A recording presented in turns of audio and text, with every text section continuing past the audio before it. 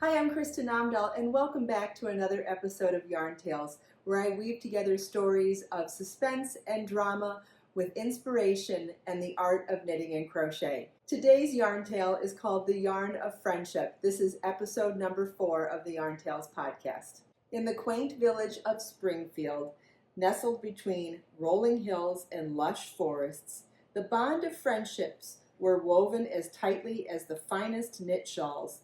Among the villagers, 2 women, Anna and Beth, stood out for their remarkable camaraderie and shared passion for knitting. But even the strongest of bonds can be tested. This is the story of how a misunderstanding threatened to unravel their friendship and how they found their way back to each other through the very craft that they loved.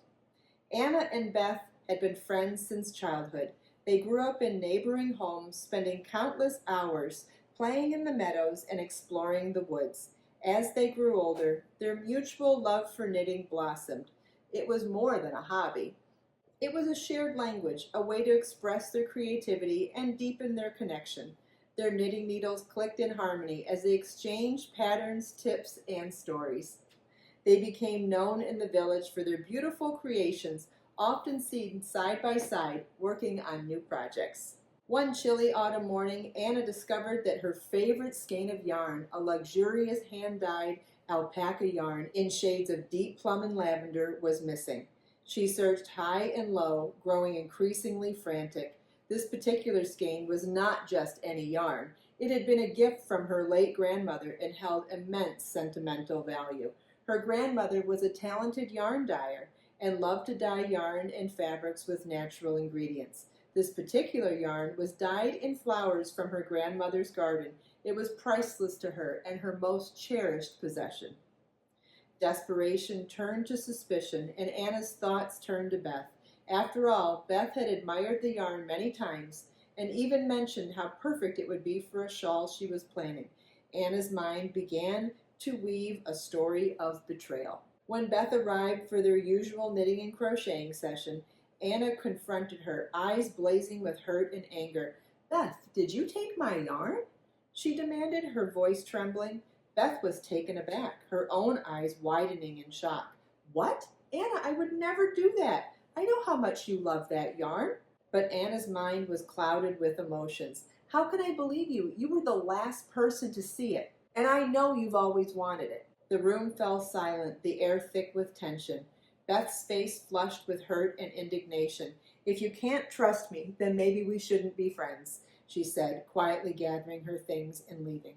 Days turned into weeks, and the rift between Anna and Beth grew wider. The villagers, who had always admired their close bond, noticed the change. Their usual knitting and crocheting gatherings were now marked by Anna's solitary presence and Beth's absence.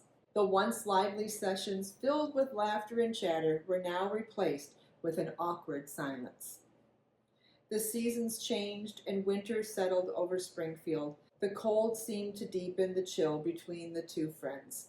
Anna missed Beth terribly, but her pride kept her from reaching out. Beth, on the other hand, felt deeply wounded by the accusation and was unsure if their friendship could ever be repaired. In the heart of Springfield lived Mrs. Harper, an elderly woman with a wealth of wisdom and a kind heart. She had watched Anna and Beth grow up and had always admired their friendship. Seeing the 2 friends so distant pained her, and she decided to take matters into her own hands. One snowy afternoon, Mrs. Harper invited Anna and Beth to her home for tea. Neither knew the other had been invited. When they arrived and saw each other, they hesitated at the door. "Come in, both of you," Mrs. Harper called out warmly. "There's something I want to share with you." Reluctantly, they entered and sat down, avoiding each other's gaze. Mrs. Harper poured them tea and began her story. "Many years ago, I had a dear friend named Margaret. Like you 2, we were inseparable and shared a love for knitting. One day, we had a falling out over something trivial. I accused her of taking something precious to me, and she denied it. We stopped speaking, and our friendship withered." Anna and Beth listened, their interest piqued. Months passed, and I was heartbroken. One day, I found the missing item right where I had left it. It was then that I realized my mistake. I went to Margaret, but the damage was already done. She had moved away, and I never saw her again. I lost a dear friend because of my pride and my inability to forgive. Mrs. Harper's eyes glistened with tears as she continued, "Don't let that happen to you. Knitting brought all of us together, and knitting can bring you two back together again as well." Anna and Beth sat in silence, the weight of Mrs. Harper's words sinking in.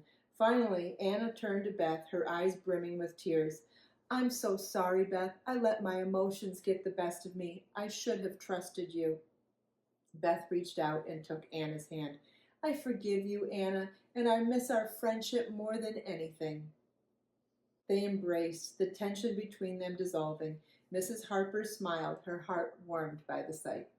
To symbolize their renewed friendship, Anna and Beth decided to embark on a knitting project together. They chose to create a blanket, a beautiful blend of their favorite patterns and colors. Each square they knitted represented a memory, a moment of joy, and a testament to their enduring bond. As they worked on the blanket, they rediscovered the joy of creating together. They laughed together, filling the room with warmth. The blanket grew stitch by stitch, just as their friendship did. The villagers noticed the change and were heartened to see Anna and Beth together again. The blanket became a symbol of their friendship, a tangible reminder that misunderstandings could be overcome with communication and understanding. When the blanket was finally complete, Anna and Beth presented it to Mrs. Harper as a token of their gratitude. She accepted it with tears in her eyes, knowing that her intervention had helped mend this friendship. Anna and Beth's story is a powerful reminder of the importance of forgiveness and understanding. Friendships, like the finest knit creations, require care, patience, and a willingness to mend the occasional tear. Misunderstandings are inevitable, but with empathy and mutual respect, they can be overcome. Anna and Beth's journey highlights the vital role of communication and forgiveness in maintaining strong friendships. Their story encourages us to cherish the bonds we share with others and to be quick to forgive when misunderstandings arise. Just as their blanket became a symbol of their mended relationship, we too can create lasting memories and stronger connections through understanding and compassion. Thank you for listening to this episode of Yarn Tales. Join me next time for another story that weaves together mystery and drama with inspiration and the art of knitting and crochet. Until next time, keep your yarn looping and your hearts open.